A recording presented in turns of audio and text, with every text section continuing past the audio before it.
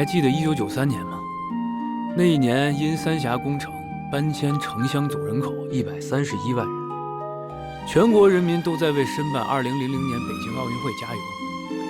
伴随着中国人几十年的粮票正式退出历史舞台，电视里放的电视剧是《新白娘子传奇》，而且那年的股市最高到达了1558点。在这么一个充满激情的改革年代，自然少不了喜欢折腾的人。如果说起最爱折腾的，我觉得指定得是他。那穷折腾的本事，在我拉的一绝。爸，他是个彪子，就跟那二驴办事呢没正形。咋过呀？但你还别说啊，这么个不着调的物，马上就来天生热心肠，最贵的是，哪怕自己吃亏，也见不得别人受苦。可咋整啊？他聪明、仗义，你不让我低调吗？看着吊儿郎当的，其实还挺多才多艺。总之，他闯荡的时候，就没有他想不到的招、干不会的事儿。思考了解，要不是7年，我在里边给你写诉讼。至于你问这个小孩是谁，没错，是我。而抱我的这个人就是我的老舅。我是你老舅。而我和老舅的故事呢，就从1993年秋天说起吧。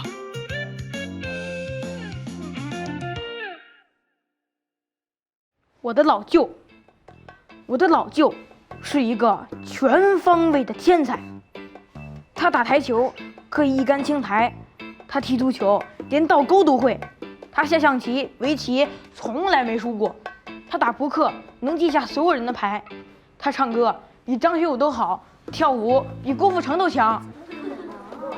所有的家用电器，我老舅看一遍说明书就会修，再复杂的乐器，我老舅上手几天就能学会。我老舅最厉害的是做鱼，做好的鱼端上来，鱼还会动。让你们写我的某某，是让你们如实的描写一个亲人，不是让你在这写童话故事呢。我写的都是真的。行了，坐下。下一个谁来？柯阳，你咋就那么能吹牛啊？平时吹吹牛也就算了，咋还能写进作文里啊？我说的都是真的，老师都说了你是在吹牛，别不承认了。我说的就是真的。不信哪天你去见见我老舅。你家什么样我爸都知道。我爸跟我说你爸是个劳改犯，你妈在国外不定干啥的。你再说一遍。别不承认，你妈不定干啥呢。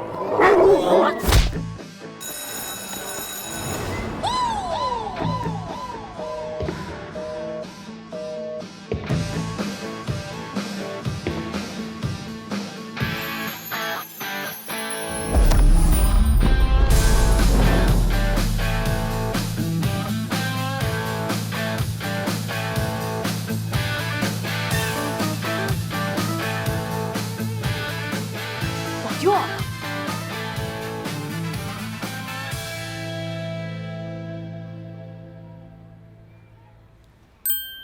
老师们好。你是他老舅？啊，我是崔国民。对，您认识我？认识啊？不认识。那个您不认识我，但我认识你呀。你是27中的，对不？哦，我是。我比你小2届。哦。那主要你在学校，那谁不认识你呀？那学校一搞活动，那从主持到表演，那不都得是你吗？我外甥咋了？啊，你外甥啊，他，我想跟你就是说，他作文写得非常好，因为他作文的名字叫《我的老舅》，就是您。我觉得他写得非常实际，很生动，然后还富有了一点小小的童真呢。那是因为他作文写得好，您叫我过来的？啊，不是，是因为他们2个之间啊有一点小小的矛盾。这位同学说了一些不该说的话，惹恼了霍小杨。但是我认为这件事情是王宁同学的问题哈。那为啥他罚站呢？啊，那属于轮流罚站，他们那个王宁，你站起来，轮到他了。又给我惹事儿是不是啊？又给我惹事儿是不是？又给我惹事儿哈！我一个来回1个小时，损失好几千。我你干嘛呀？不能打孩子啊！不是我，不，你是谁呀？这是霍小阳先打的我。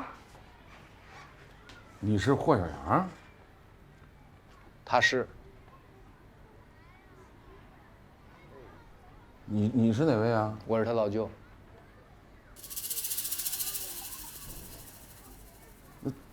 崔小红，是你姐？是。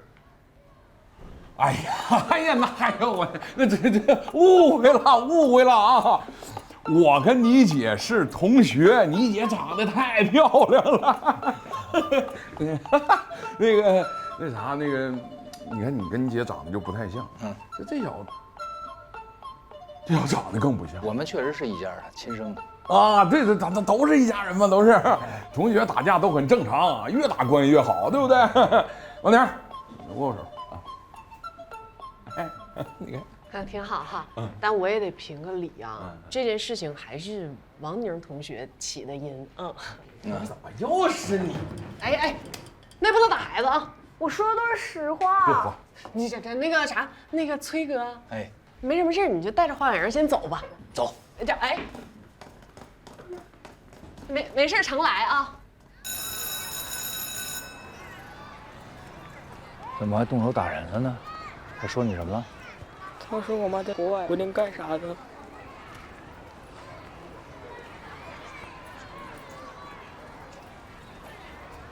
你妈在国外是做化妆品生意的。那我妈到底什么时候回来？等你不调皮了，她就回来了。我没调皮。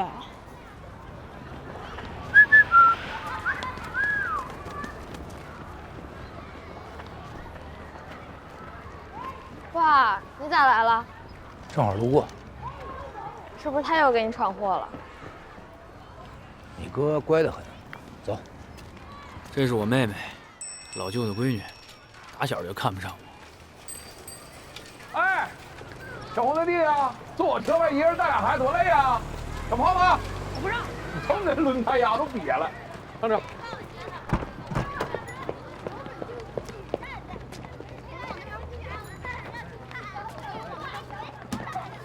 跟你聊聊我姐的事儿。聊呗，这也不说啊，来，你这车里坐着啊。走。你姐现在咋样啊？还行吧？你吃了吗？吃点啥？我带你吃点好的呗。啊，咋真吃了？老板，借你地方聊5分钟。不是这不用你呀，我这有。来，那就聊10分钟。讲究人啊。你去国外了？我没去过呀，也没见着我姐？没有。哎，但你姐长得啊，老漂亮。那你咋知道我姐在国外干啥呢？我不知道啊。那你儿子咋知道的呢？啊，我儿子他，哎，你关啥门呢？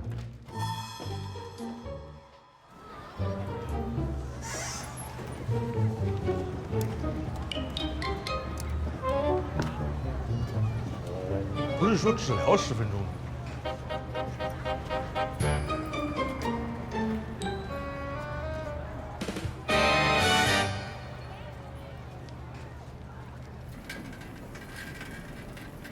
爸，刚才他们那红色小车多少钱啊？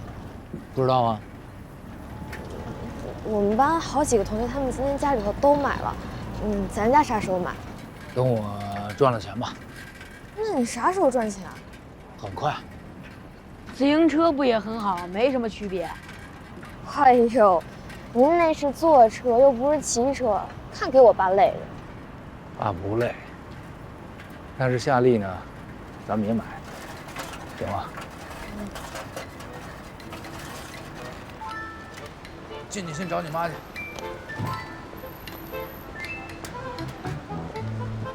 霞，又做题啊？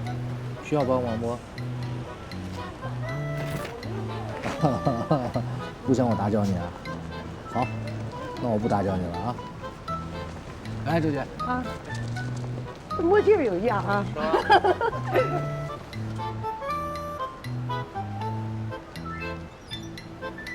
这就是鼎庆楼，咱全省响当当的老字号，都快100年了。听老爷说，这是上世纪的京城名厨张老爷子开的，这牌匾还是许世昌亲笔题的呢。炒菜这个人就是我老爷，鼎庆楼的总经理，他对鼎庆楼的感情可深呐。毕竟打从学徒起就在这儿，这楼就是他一生的心血与回忆。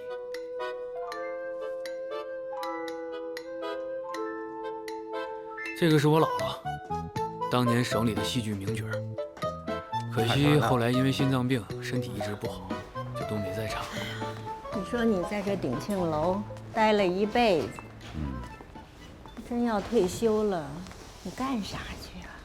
回家呀，回家给你做饭去，1天3顿。等你退休了，这新来的总经理啊，没你那么认真负责。嗨，只要我当总经理1天，这儿就是我的家，不，比咱家更重要。你这又给强子弄了这么一堆乱七八糟的。哎呀，他爱吃素菜，我准备给他起个名字，叫素菜杂烩，说不定还是全国一道名菜呢。还名菜呢，来。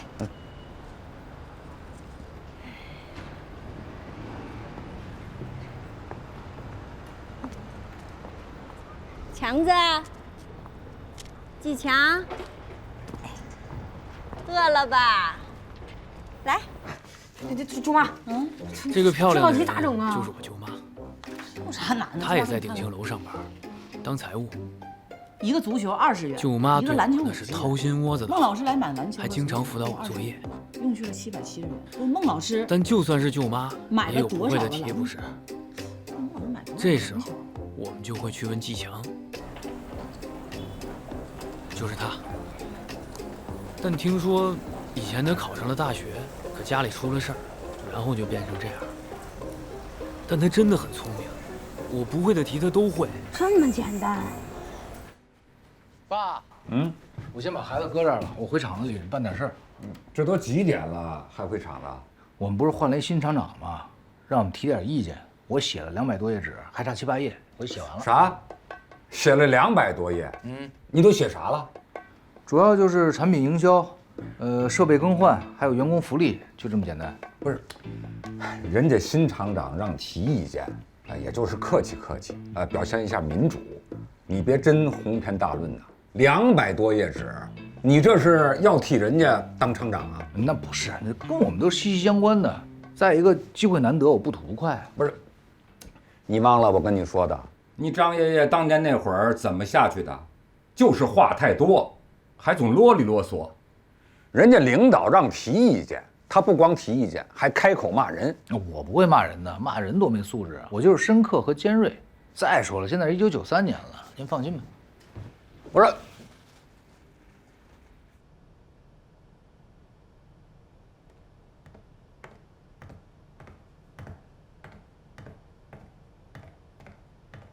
哎，你咋还回来了呢？厂里不是让写建议书吗？没写完呢。你俩写完了？哎呦，我也没写呢，放。哎，你俩不用着急，不用写，我的会比较全面。我要写啥，你俩指定不知道。哎，那我要写啥，你知道不？我不想知道。哎呀，真的。哎呀，这有啥好呛呛的？百家争鸣，这不是好事吗？快写吧。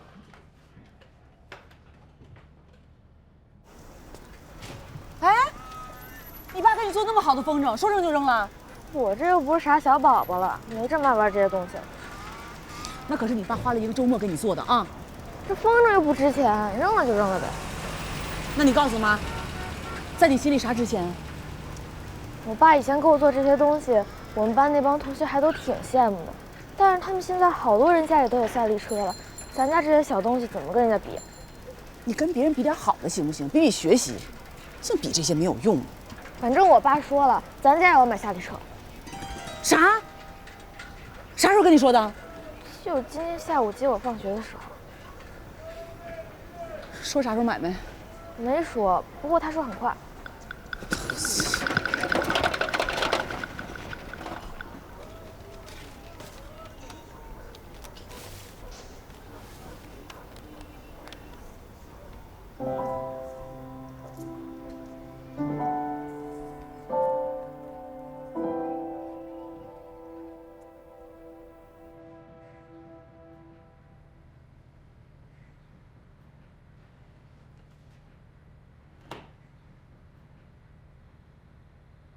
你写的啥？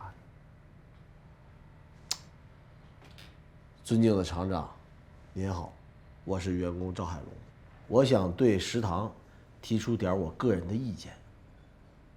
一到冬天，咱们就吃酸菜，我觉得吧，可以买一些干白菜，因为干白菜的价钱跟酸菜的价钱差不了多少。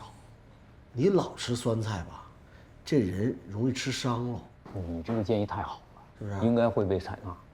这么的，我也把这写我这上给领导加深一下印象。你等会儿，不是你写的啥呀？你给我念念。我就写，我说咱们这个设备维修部每年应该多增加2套劳保工装。你说咱们天天往机器里边钻，衣服变脏破损都比别的部门快啊，咱们才需要工装。你说那些坐办公室的，他们要工装干啥？真的，哎，说得好。你把我这也腾上。行。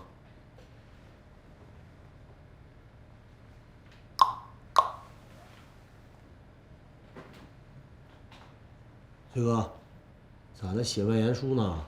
万言书哪儿够啊？我这个至少得有7、8万字了。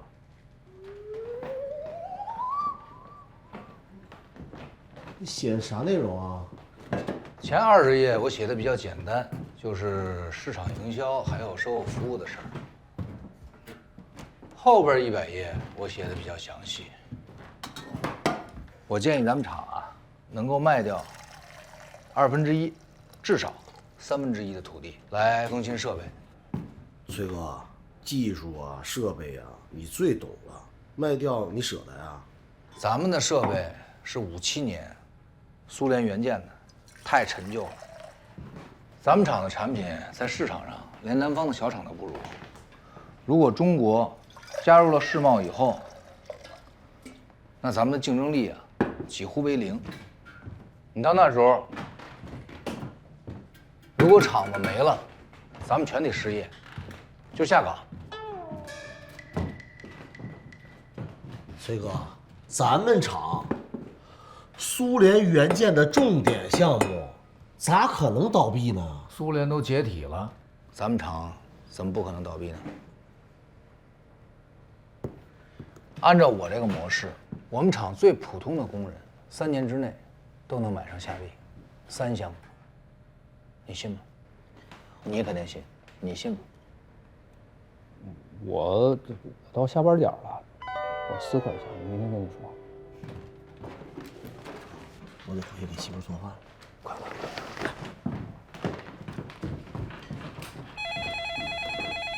先走了。喂，你这还没下班呢？啥时候到啊？我写东西呢，你等我，我很快过去。行行啊。嗯。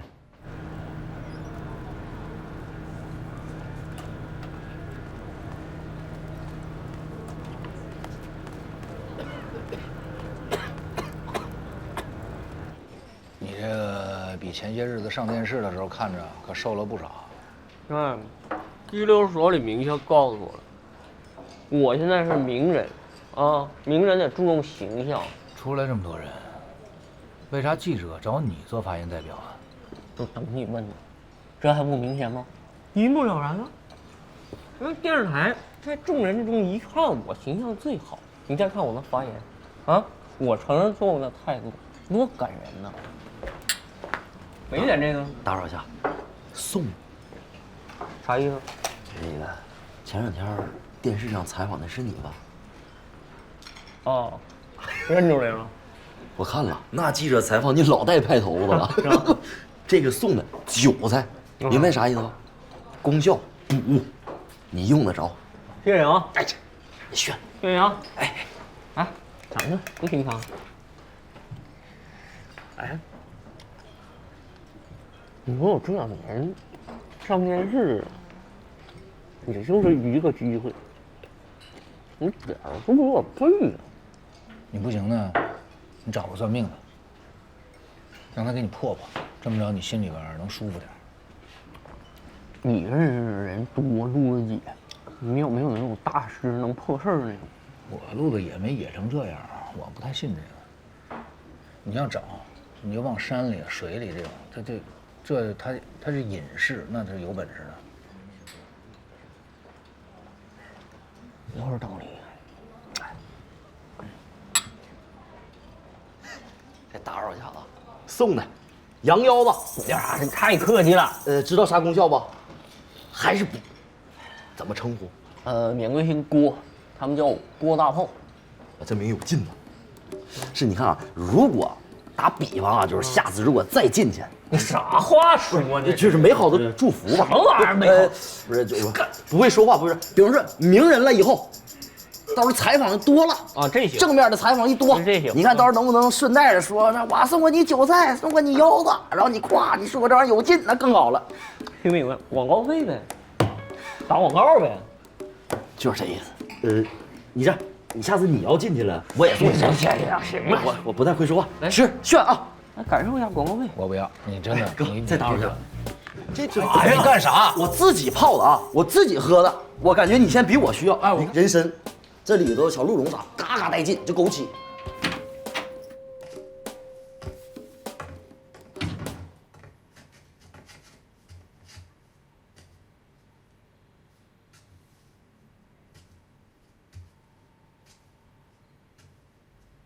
梦梦睡了，咋的了这是？你跟某某说咱家买台夏利啊？我没有啊。那孩子还能骗我呀？亲口告诉我的。哎，那我就随口一说，小孩儿，我这又没答应他，具体什么时候买，对吧？我没事儿，这个。你知道现在一台3厢夏利多少钱吗？4、5万吧。4、5万？我同学上礼拜刚买了一台，11万8。这家伙这么贵啊！这不行，这实现不了。那你知道咱家现在有多少钱吗？4、5万吧。来，自己好好瞅一瞅。这把存折拿出来，你这44500，我兜里边还有500，那这正好45000吧，那差不多啊。就这点钱，你还想买轿车啊？你能不能别那么不食人间烟火啊？就这45000，是我跟你结婚10几年，一点一点从手指缝里抠出来的，攒出来的。那钱是攒出来的，是抠出来的吗？那攒出来的，抢的呀。那不得赚吗？想办法呀！这都啥时代了？深化改革，扩大开放。哎，那阿猫阿狗的都能把钱赚着，我赚不着。我觉得你赚不着，你上哪赚去？把厂子里机器偷出来卖了？哎，我觉得挺好。你啊，又给我制造了一个新的课题。从今天起，我就认真的思考，我怎么赚钱。我根本就没想让你挣钱。咱家这日子，好是不算好，但也不算差。我跟你说话呢，严肃点儿。但你实在太好高骛远了，一点不接地气儿，一天想一出是一出，天天活在自己精神世界里。那你能跟孩子那么吹牛吗？我看你怎么面对梦梦。把小车买了，不就能面对了吗？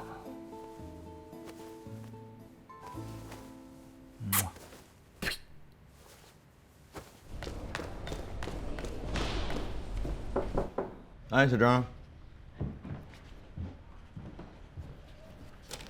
厂长啊，您看一下。哦。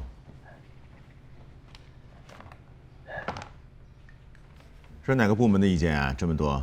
设备维修部。设备维修部，他们那儿几个人？3个人，都是工程师。3个人写这么多啊？哦，主要啊，这一个人。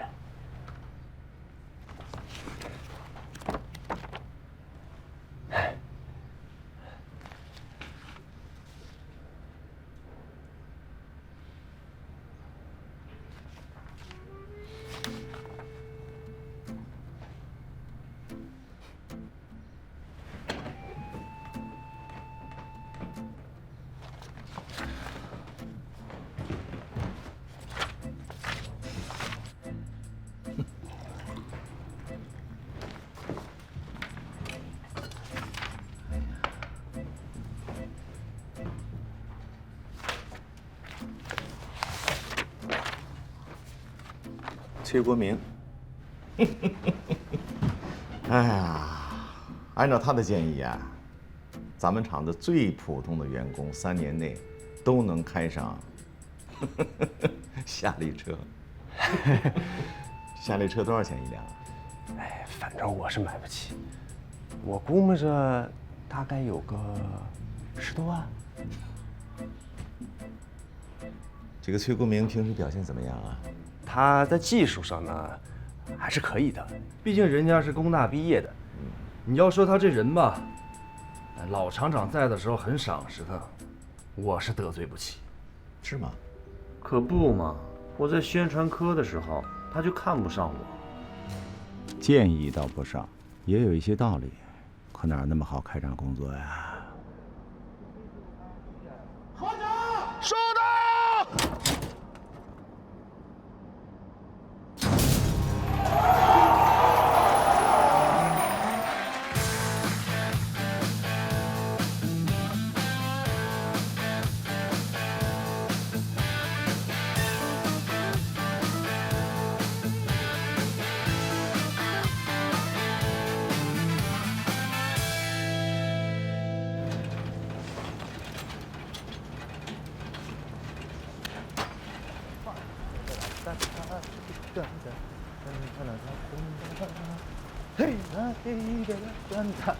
你吓我那个呀？这。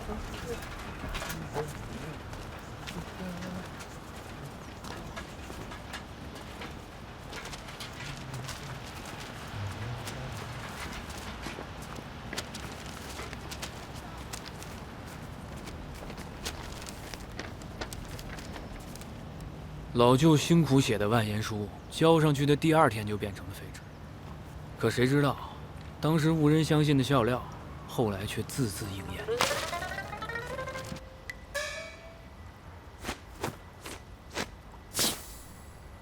哥们儿，康氏咋要钱呢？50。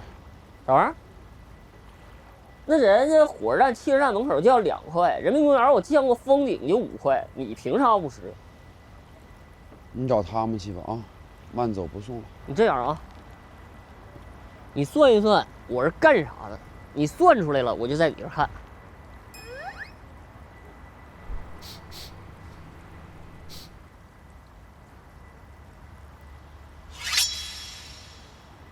那这是干啥的？我比划的还不够明显吗？哎，那你猜我算啥事儿？男女问题。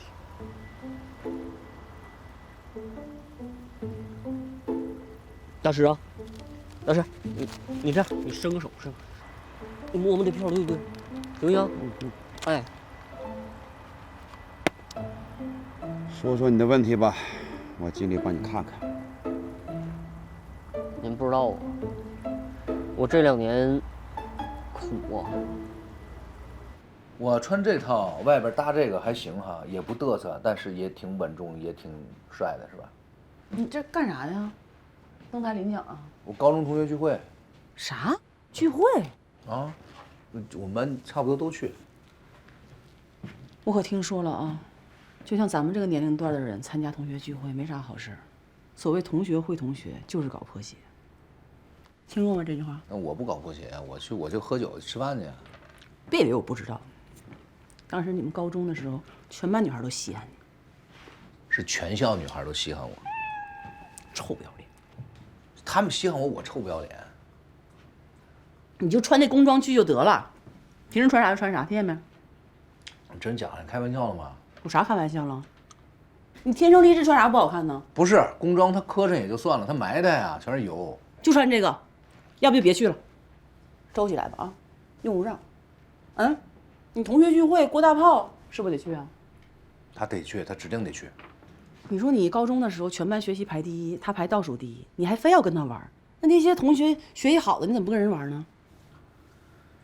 不是同桌吗？仗义多是土狗辈啊！他真是土狗辈，卖肉的，祖传卖肉的。你那些大学搞航天航空同学，你咋不跟人家聚会呢？人家都搞航天航空了，人还跟我玩干啥呀？我一修机器的，你别那么势利。我势利，你不势利。你跟你女儿许下的诺言，我看你怎么兑现。夏利车买了吗？收起来吧啊，用不上。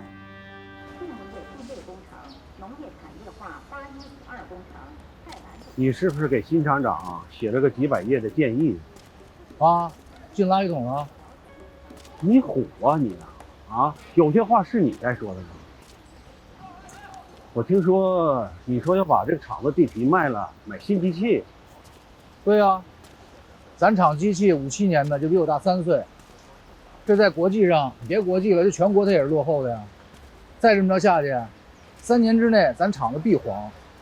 那黄不黄跟你有关系吗？那咋跟我没关系呢？我是厂子职工，那厂子黄了，我不也黄了吗？哎呀，对了，你还说，只要是听你的，你可以让厂子职工人人都能买一台夏利啊。3星呢？这也是基于哈耶克的理论啊。哈什么克？哈耶克，哪个部门的？人事部的。啊，行了行了，你这句话呀，现在在厂领导班子这个圈里边啊，都已经成笑话了。他们说，看你穷争的这3年，你自己能不能买台夏利？每个人啊都会成为笑话，但是谁会成为最后的笑话，那就不一定了。哎呀，你都30多岁了啊，不是10年前你大学毕业那个大男孩了。别什么事儿，哎，就想一出是一出，做事要踏踏实实的啊，低调一点。不该出头的就不要出那个风头。知道。好，那我先下班了啊。你干啥去？同学聚会。你可下班早退，也不聚会迟到。那我在厂子里边的工作就是保证所有的机器都能够正常的运转。今天我保证所有的机器都不会坏，不完了吗？我走。你这啊，你就穿这身去啊？你不让我低调吗？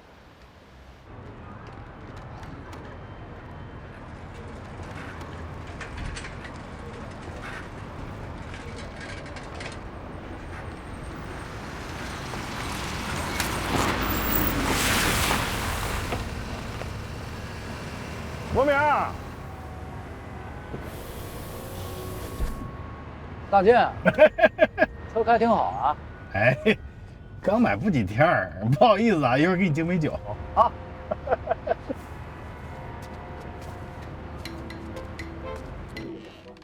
哎呦，都来了。公明，干啥？咋还上手了呢？哎呀，你怎么弄成这样啊？我刚从厂子里来啊。你不是工程师吗？有，不。那怎么你还……我这工程师，我也是工人啊，劳动光荣啊。主要是你啊，对我们班女同学都没什么兴趣，所以啊，你穿成这样就来了。我要是你老婆，说什么也不能让你这样就出门。那你要是我老婆，你让我穿成啥样啊？咋的？也得给你整身灯喜路啊！我就喜欢貂。就你说的啊！明天我就送你。行啊，我转脸就告诉你老公。哎呦，同学们都来了，你们好。哎呦，哎，来，大家坐，来，咱们酒杯举起来啊！再次祝我们的林老师身体健康，万事如意。谢谢同学们啊，谢谢。同学们，大家毕业10几年了吧？这10几年当中，咱们的中国真是天翻地覆啊！传说中的楼上楼下、电灯电话，家家都有了吧？我敢说呀，再过10几年，咱们中国会更加的天翻地覆。同学们，现在国家给了我们这么好的机会，咱们一定要把握住啊！好，张小霞，哎，李老师，你现在干啥呢？我和我老公开了个服装店，好的时候2、3千，差的时候也就1000多。不错不错，李导游，哎，你咋样？李老师，哎，同学们都知道，我上学的时候没学啥技术，啥也不会，现在只能开个出租车，1个月3、4千吧。这你比开工资的也高不少啊，是吧？大健，你呢？这桌就我不行，不是总开张。不是，那你上次开张是什么时候啊？就上个月嘛。净利润也就10多万嘛。啊，10多万，挣钱了啊！今天我请客，谁也别跟我抢啊！国明啊，哎，你是我教过的学生当中最聪明的，最近咋样？我每个月573块5死工资啊！哎，咱俩差不多，你还比我高20呢。那你得努力了啊！行啊，哥。国明，我听你唱歌特别好，一会儿给咱整一首呗。我唱歌可贵，你钱准备好了吗？钱是事儿吗？来，敬你一杯，来。老师，哎，来，都喝，都喝。不过说起来哈，就你这身衣服，越看越像我劳改时候穿的囚服，你看像不像？哎，可别瞎说啊！我没劳改过，我也不知道囚服啥样。要不这样，你下回进去了带出来给我长长见识。现在这事儿啊，不能问我了。现在最权威的那是咱们班郭大炮啊！没看电视啊？去洗头房被抓了。咋没看见呢？咱们班啊，也算出了个名人儿。你要是没看电视吗？没看。郭大炮被抓上电视，那采访的时候说话横踢马槽的啊，真的。哎，我给你们学啊，说的这样。众所周知，我这是个不好的行为，我为我的行为感到十分的愧疚，希望大家以我为戒，谁触碰了法律，必将受到法律的严惩。古话说得好，善恶到头终有报，人间正道是沧桑。希望大家都走正道。哎，大健，我要是你的话吧，我就不好意思学人家大炮。我记得你上次改造是因为组织小姐出台吧？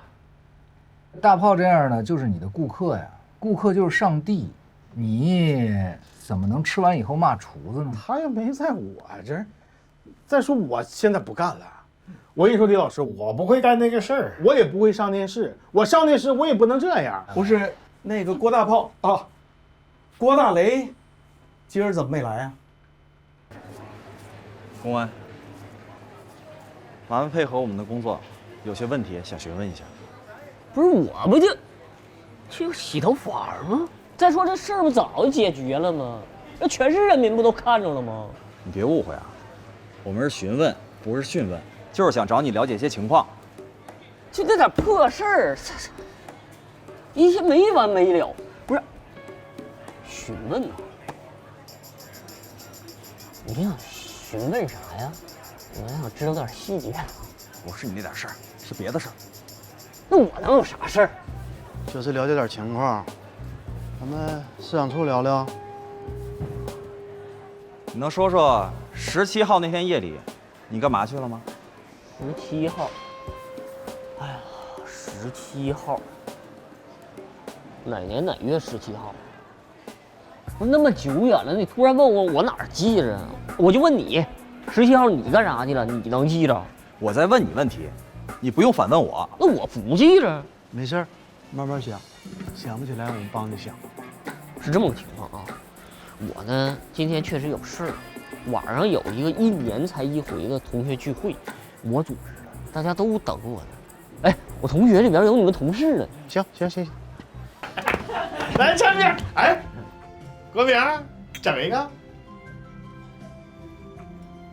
喝多了不唱了。别，你刚才不说给钱你就唱吗？够不够？那得哼哼几下。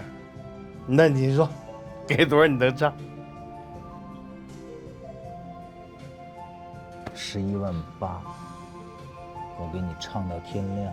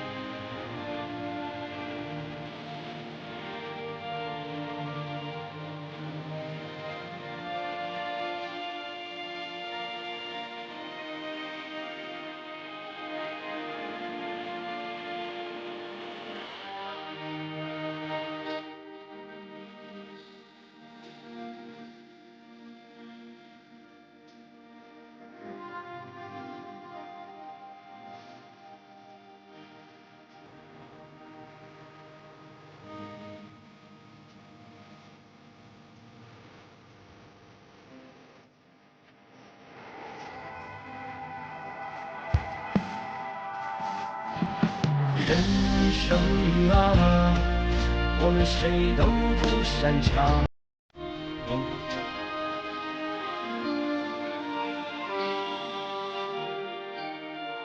握过了手掌，握住了梦想，跌跌撞撞也活得滚烫。